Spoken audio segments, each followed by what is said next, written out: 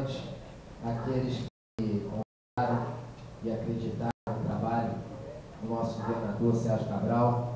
Barra de Piraí, 78% dos votos. Eu particularmente achei pouco, pelo muito que tem sido feito em Barra, mas pelos números das pesquisas foi uma das cidades com os maiores índices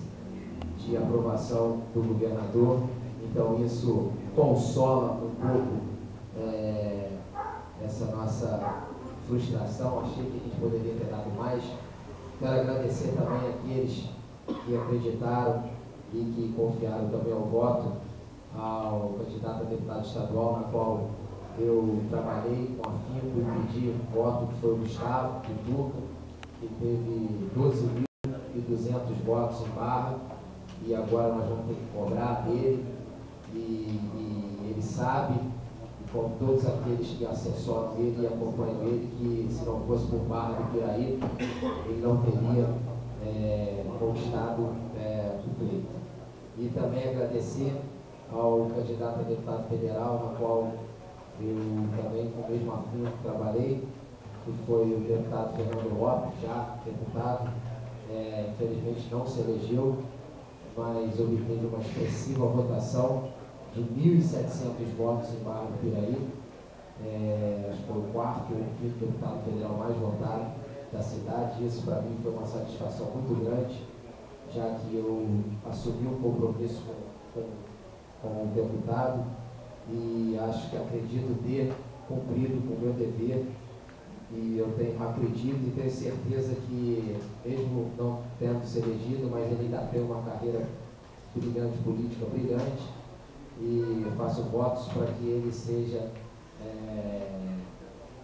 possa ser um secretário de Estado pela sua competência, pela sua qualidade e pela sua trajetória política. Gostaria também de agradecer a presença da comandante Gabriel Cati, e todos os Tenente Fabiano, Cunha, tal, todos os amigos policiais, sabe, com muita satisfação e com muito orgulho que nós participamos daquela cerimônia de entrega, porque eu acho que o policial é sempre muito cobrado, é sempre muito temido, e eu acho que nós, enquanto pessoas públicas, poucas as vezes que a gente tem a oportunidade de estar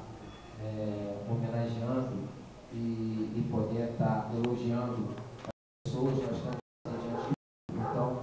elogiar o trabalho especial do comandante, porque eu acredito que o policial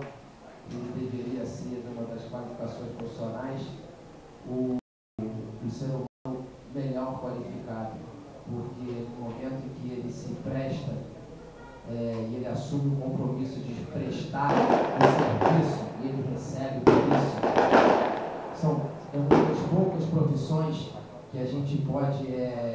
garantir e ver que a contrapartida e o empenho que o policial exerce